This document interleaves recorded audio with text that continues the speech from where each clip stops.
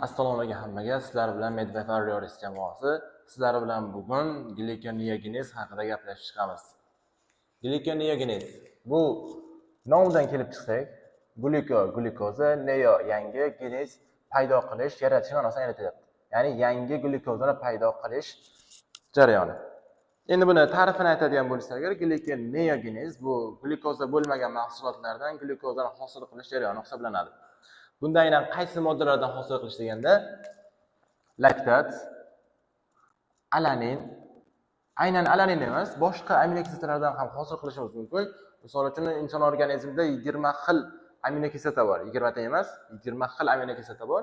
Mana shu aminokislotalardan 18 tasidan glikoz hosil qilish jarayonida foydalana olamiz, faqatgina ikkitasidan foydalanmaymiz. Chunki ikkitasi leysin va leytin, ular ketogenik aminokislota bo'lganligi uchun bulardan glikoz hosil qila olmaymiz. Ularni o'zini mavzusiga gaplashib chiqamiz. Keyingisi glitserol. Glitserol bu triglitseridlarning parchalanishi natijasida hosil bo'lgan modda hisoblanadi. Bundan keyinchalik glikoz hosil qilish uchun foydalanamiz. Demak, asosiy mahsulotlarimiz laktat, alanin va glitserol ekan. Ana endi glikoneogenez jarayoni qayerda va qachon kechadi? Glikoneogenez jarayoni qachon kechadi? Bu asosan ochlik vaqtida kechadi.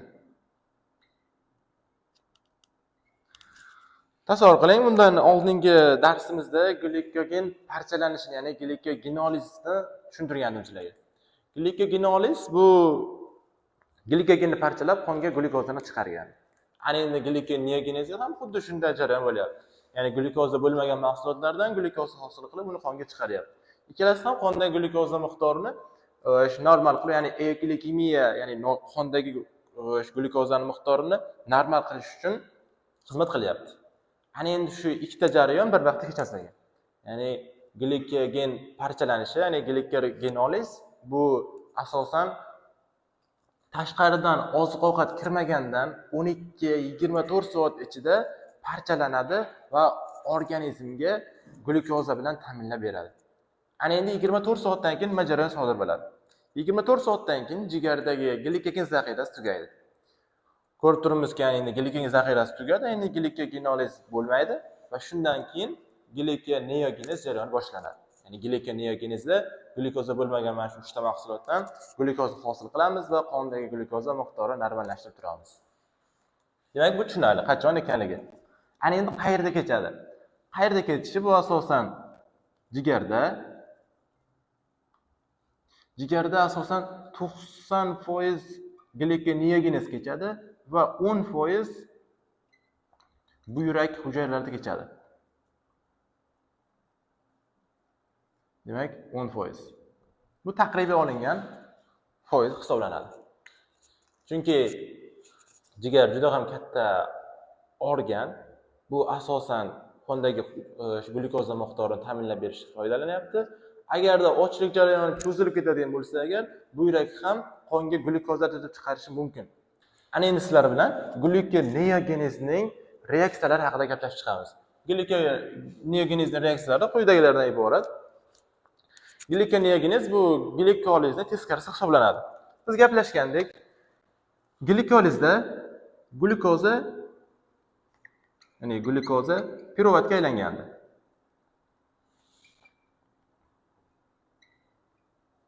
Ana endi glikoneogenez xuddi shuni teskarisi bo'ladi. Piruvatdan glukoza hosil qilish jarayoni hisoblanadi. Glikolizga gaplashganda, glikolizda 10 ta reaksiyamiz bor, to'g'rimi? Glikoneogenezda esa 11 ta reaksiya bo'lib qoladi shu. Ya'ni bunda nima demoqchimiz? Glikoliz reaksiyasida esingizda bo'lsa 3 ta qaytmas reaksiya bor edi. Mana shu 3 ta qaytmas reaksiya boshqa reaksiyalar orqali, ya'ni glikoneogenezda 4 ta boshqa qaytmas reaksiyalar orqali qaytarish jarayoni bo'ladi va qolgan qaytar reaksiyalar esa o'z holida qaytib ketaveradi. Ya'ni birinchi o'lik glikoliz takrorlab olsak, qondan kelgan glukoza, ya'ni 6 ta uglevoddan tashkil topgan 1, 2, 3, 4, 5, 6 ta uglevoddan tashkil topgan glukoza glikokineza fermenti orqali jigarga tutib qolinadi va fosforilanadi. Bunda glukoza 6 fosfatga aylanadi. Hosil bo'lgan glukoza 6 fosfat izomeraza fermenti orqali fruktoza 6 fosfatga aylanadi. fruktoza 6 fosfat, fosfofruktokinaza 1 fermenti orqali fruktoza 1,6 bisfosfatga aylanardi. Ana endi shu hosil bo'lgan fruktoza 1,6 bisfosfat aldolaza A fermenti orqali ikkita moddaga, glitser aldegid 3 fosfat va dihidroksiaseton fosfatga aylanardi. Ana endi dihidroksiaseton fosfat izomeraza fermenti orqali glitser aldegid 3 fosfatga aylanardi va buning miqdori 2 hissa ortardi. Ana endi hosil bo'lgan glitser aldegid 3 fosfat 1,3 bisfosfat glitseratga aylanadi. Ya'ni glitser aldegid 3 fosfat dehidrogenaza fermenti orqali. Ana endi keyingisi 1,3 bisfosfat glitserat 3 fosfat glitseratga aylanadi. 3 fosfat glitserat mutazi orqali 2 fosfat glitseratga aylanadi. 2 fosfat glitserat yenolaza fermenti orqali fosfoyenol piruvatga aylanadi. Fosfoyenol piruvat esa piruvat kinaza fermenti orqali piruvatga aylanadi. Va shu jarayonni glikoliz tugadi. Ana shu jarayonni ko'rib turibmiz. Qizil chiziq bilan ko'rsatilgan 3 ta qaytmas reaksiyamiz bor edi. Bunda glukokinaza orqali kechadigan birinchi reaksiyamiz, fosfofruktokinaza orqali kechadigan 3-reaksiyamiz va oxirgi 10-reaksiyamizda piruvat kinaza orqali kechadigan fosfoyenol piruvatdan piruvat hosil qilish jarayoni edi. Ya'ni 3 ta reaksiya. 3 ta reaksiya qaytmas bo'lyapti. Qolgan barchasi esa qaytar. Ya'ni bitta moddadan ikkinchi modda bir-biriga almashish orqali hosil bo'laveradi. Ana endi glikoneogenez jarayonida mana shu qaytmas reaksiyalarni boshqa reaksiyalar orqali qaytarish orqali glukozani hosil qilish bo'ladi. Birinchi bo'lib piruvatni ana endi fosfoyenol piruvatga aylantirishimiz kerak, to'g'rimi? Bu piruvat kinaza orqali kechmas ekan, ya'ni bu qaytmas reaksiya. Ana endi mana shu reaksiyani ikkita boshqa reaksiyalar orqali qaytaramiz. Ya'ni qanday bo'ladi? Birinchi bo'lib, dastlab piruvat ikki xil yo'l bilan mitoxondriyaga kirishi mumkin. Va bu qaysi yo'l? Birinchilikda asetil kovaga aylanishi mumkin. Ikkinchi yo'lda oksaloasetatga aylanishi mumkin. Agarda bu birinchi yo'lga kirsa, agar asetil kova hosil qiladigan bo'lsa, agar asetil kovadan keyinchalik krayvasiga kirishi mumkin. Demak, krayvasiga kirishi mumkin yoki yog' sintezi uchun sarflanishi mumkin. Yog' sintezi uchun sarflanishi mumkin. Lekin bu jarayon to'qlik paytida kechadi, bizda esa qanday jarayon ochlik vaqti ketyapti. Ya'ni ochlik vaqtida piruvat ikkinchi yo'lda kiradi, ya'ni piruvat karboksilaza fermenti orqali oksaloasetatga aylanadi. Va mana shu oksaloasetatga aylanish jarayonida piruvat 3 ta ugleroddan tashkil topgan modda edi. 3 ta ugleroddan tashkil topgan modda edi. Oksaloasetat esa 4 ta ugleroddan tashkil topgan modda. Demak, bu yerda bitta uglerod qo'shilyapti. Va bu jarayonda bitta uglerod karbonat angidrid hisobiga qo'shiladi. Karbonat angidrid qo'shiladi va oksidatsiya hosil bo'lyapti. Ana endi shu jarayonda piruvat karboksilaza dedik, to'g'rimi? Bu fermentga bitta vitamin kofaktorlik qiladi. Bu fermentimizning nomi bu vitaminimizning nomi biotin deyiladi, ya'ni B7 vitamini. B7 vitamini har qaysi karboksilaza fermentda kofaktorlik qiladi. Hali yog'lar metabolizmini ko'ramiz. Asetil karboksilaza fermentlari bor. U fermentlarga ham B7 vitamini kofaktorlik qiladi. Agarda B7 vitamini defitsit bo'ladigan bo'lsa, agar bu reaksiyalar to'xtaydi va oldinga siljimaydi. Ana endi hosil bo'lgan oksaloasetat mitoxondriyadan tashqariga chiqishi to'g'ri keladi. Lekin oksaloasetat normal holatda o'zi tashqariga chiqa olmaydi, mitoxondriyadan tashqariga chiqa olmaydi va buni tashqariga chiqarish uchun biz oksaloasetatni malat dehidrogenaza fermenti orqali malatgacha qaytaramiz. Va hosil bo'lgan malat tashqariga chiqadi va tashqari chiqqanda malat dehidrogenaza fermenti orqali oksaloasetatga aylanadi. Va bu jarayonda NAD+ sarflanib NADH hosil bo'ladi. Va bu jarayon unchalik bizga kerak emas. Ana endi mana shu hosil bo'lgan oksaloasetat fosfoyenol piruvat karboksikinaza fermenti orqali fosfoyenol piruvatga aylanadi. Va bu jarayonda bitta GTF sarflanadi. GTF sarflanadi va GTF ga aylanadi. Tushundingmi? Oksaloasetatdan fosfoyenol piruvat hosil bo'lyapti va bu jarayonda bitta GTF sarflanadi. Va bu jarayonda ham oksaloasetatda 4 ta uglerod bor edi, fosfoyenol piruvatda esa 3 ta uglerod bor. Demak, bu jarayonda bitta karbonat angidrid reaksiyadan chiqib ketdi. Bundan nima xulosa qilishimiz mumkin? Karboksilaza degani bu reaksiyaga karbonat angidrid guruhini qo'shish. Karboksilaza qo'shish bo'lsa agar, karbokskinaz esa karbonat angidrid guruhini chiqarib yuborish bo'ladi. Tushundingmi? Ana endi bu fosfoinol piruvat quyidagi moddaga to'g'ri kelyapti. Nima qildik? Fosfoinol piruvatda glikolizda piruvat hosil bo'lganda, ya'ni buni qaytarishimiz uchun piruvat kinaz orqali qaytara olmadik va shu jarayonni mana quyidagi reaksiyalar orqali qaytardik. Ya'ni ikkita reaksiya. Qaysi reaksiya? Birinchi bo'lib piruvat mitoxondriyaga kirdi va birinchi reaksiyada piruvat karboksilaza fermenti orqali oksaloasitga aylandi. Bu oksaloasit tashqariga chiqa olmaganligi uchun bu boshqa molatga aylandi va tashqariga chiqdi. Va bu jarayon substrat o'zgarmadi, to'g'rimi? Oksidatsiya tashqarida ham oksidatsiyaga aylandi. Va bu reaksiya ion reaksiya, ya'ni qo'shimcha reaksiya bo'lyapti. Buni sanamaymiz. Ana endi tashqari chiqqan oksaloasit fosfoinol piruvat karboksinaza fermenti orqali fosfoinol piruvatga aylanyapti va bu jarayonda GTF sarflanib GTF hosil bo'lyapti. Demak, fosfoinol piruvat mana bu yerdagi modda hisoblanadi. Ya'ni bitta reaksiyani ikkita reaksiya orqali qaytardik. Piruvat karboksilaza va fosfoinol piruvat karboksinaza fermenti orqali. Ana endi reaksiyamiz bu tarafdagi reaksiyalarimiz ko'k rang bilan belgilangan qaytar reaksiya. Bu o'z-o'zidan qaytib ketaveradi. Fosfoinol piruvat enolaza fermenti orqali 2-fosfoglisirotga aylanadi. 2-fosfoglisirot mutaza fermenti orqali 3-fosfoglisirotga aylanadi. 3-fosfoglisirot fosfoglisirot kinaza fermenti orqali 1,3-bis-fosfoglisirotga aylanadi. Bu gliseraldagi 3-fosfat dehidrogenaza fermenti orqali gliseraldagi 3-fosfatga aylanadi. Va bu jarayon gliseraldagi 3-fosfatdan misol uchun 10 ta hosil bo'ladigan yoki 20 ta hosil bo'ladigan bo'lsa, teng yarmi dehidrogenaz fosfatga aylanadi. Chunki bu yerda izomeraza fermenti orqali bir-biriga aylanib turardi. Dehidrogenaz fosfat hosil bo'ldi. Ya'ni ikkalasi reaksiya kirish natijasida aldolaza A fermenti fruktoza 1,6-bis-fosfatni hosil qildi. Ana endi fruktoza 1,6-bis-fosfat fosfofruktokinaza 1 fermenti orqali fruktoza 6-fosfatga aylana olmaydi. Va mana shu reaksiyani boshqa ferment orqali qaytaramiz. Ya'ni fruktoza 1,6-bis-fosfataza fermenti orqali fruktoza 1,6-bis-fosfatni fruktoza 6-fosfatga aylantiramiz. Va nima deyamiz? Bis-fosfataza deyamiz. Fosfataza bu moddadan fosfat guruhini ajratib tashlaydi. 1,6-bis-fosfatda ikkita fosfat guruhi bor edi. Fruktoza 6-fosfatda esa bitta fosfat guruhi bor mana. Bitta fosfat guruhini ajratib yuboryapti. Ana endi hosil bo'lgan fruktoza 6-fosfat izomeraza fermenti orqali qayta glyukoza 6-fosfatga aylanadi.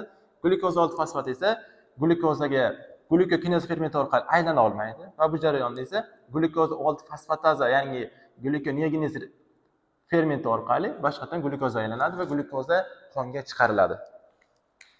Yana bitta umumiy qilib olsak, piruvat dastlab hosil bo'lgan piruvat fosfoinol piruvat hosil qilish uchun ikkita reaksiyani aylanib o'tdi. Birinchi bo'lib piruvat mitoxondriyaga kirib, piruvat karboksilaza orqali oksaloasit hosil qildi. Oksaloasit tashqariga chiqdi va tashqariga chiqqandan so'ng fosfoinol piruvat karboksinaza fermenti orqali fosfoinol piruvatga o'tdi. Fosfoinol piruvat esa boshqa qayta reaksiyalar orqali qaytarildi. 2-fosfoglisirot, 3-fosfoglisirot, 1,3-bis-fosfoglisirot, gliseraldagi 3-fosfat, keyinchalik fruktoza 1,6-bis-fosfat, fruktoza 6-fosfat, glyukoza 6-fosfat, keyinchalik glyukoza bo'lib qonga chiqarildi. Mana endi shu qonga chiqarilgan glyukoza glyukozaga muhtoj bo'lgan hujayralarga yoki to'qimalarga yetkazib beriladi. Aynan qaysi? Bo'lishi mumkin eritrotsit, miya hujayralari, chunki bu hujayralar asosan glyukozadan energiya sifatida foydalanadi. Ana endi bizda buni regulyatsiyasini gaplashadigan bo'lsak agar, bizda glyukoneogenezda rate limiting enzim, ya'ni tezlikni cheklovchi ferment, bu fruktoza 1,6-bis-fosfatasa bo'ladi. Glikoliz reaksiyasi esa nima edi? Fosfofruktokinaza 1 fermenti edi. To'g'rimi? Shuni boshqacha, ya'ni bu qaytara olmagan fermentni, ikkinchisi fruktoza 1,6-bis-fosfatasa bu glyukoneogenez uchun rate limiting enzim hisoblanyapti. Va bu jarayonda sitrat bu jarayonni aktivlasa, AMF va fruktoza 2,6-bis-fosfat bu jarayonni ingiberlab qo'yadi. Tushundingmi? Fruktoza 2,6-bis-fosfat bilardikki, fosfofruktokinaza 2 fermenti orqali fruktoza 6-fosfatdan hosil bo'ladi. Va bu keyinchalik glyukoneogenezni ingiberlovchi modda hisoblanyapti. Ana endi sizlar bilan glyukoneogenezda o'zi bitta kasallik bor. Bu kasallikni glikogenolizda gaplashib chiqqandik. Ya'ni qaysi edi? Von Gerke kasalligi. Von Gerke kasalligida glyukoza 6-fosfatazada defitsit bo'lardi. Mana shu yerda defitsit bo'lishi natijasida hosil bo'lgan glyukoza 6-fosfat qonga chiqara olmasdi. Ya'ni glyukoza bo'lib qonga chiqa olmasdi. Va bu jarayonda glyukoza old fosfat ko'payib ketadi va qonda gipoglikemiya, ya'ni qonda glyukozaning kamayishi kuzatiladi va boshqa noxush holatga keltirib chiqaradi. Va buni to'lig'ini bundan oldingi darsimizda, ya'ni glikogen parchalanishida gaplashib chiqamiz. Endi sizlar bilan alanin va laktatning qayerdan kelishini aytgandim. Ya'ni kaxil va kora siklidan keladi degandim. Va mana shu jarayon qanday kechishini hozir ko'rib chiqamiz.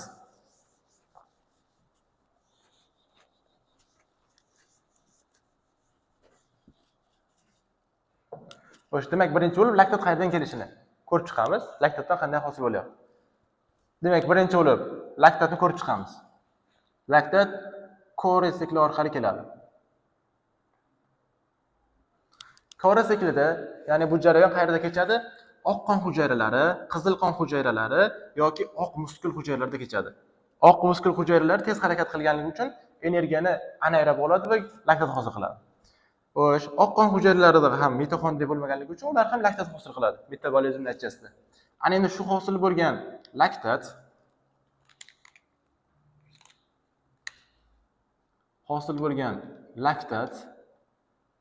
qonga chiqariladi. Qonga chiqarilgandan so'ng qonga chiqqan laktat jigarga yetkaziladi. Chunki glikoneogenez jigarda bo'ladi. Jigarga yetkaziladi va jigarga kelgan laktat piruvatga aylantiriladi.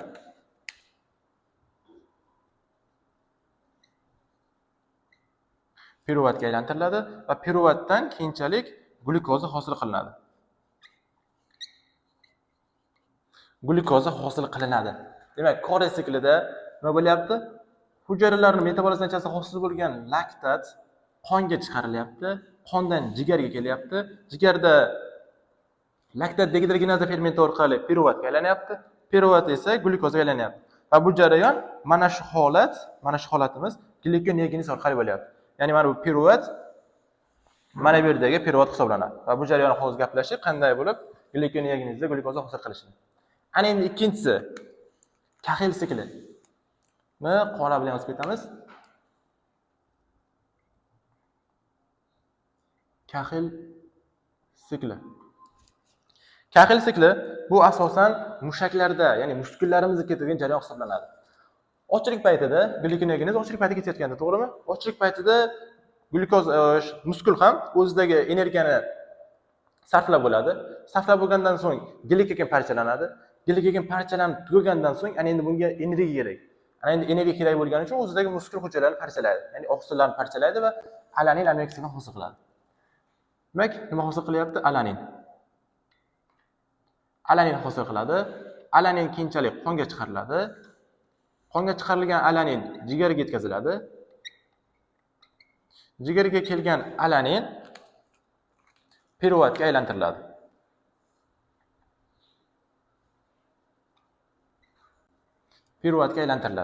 Va ana endi mana shu piruvat glyukozaga aylantiriladi. Glyukozaga aylantirilishi mana bu piruvat desak, qanday kechishini glikoneogenezda ko'rib chiqdik.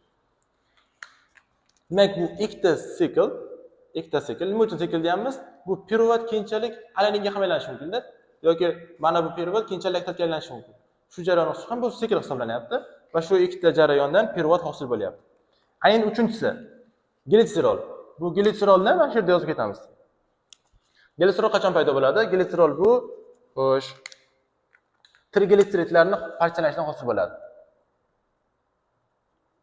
Triglitseridlarni parchalash natijasida glitserol va yog' kislorod parcha hosil bo'ladi. Va mana shu glitserol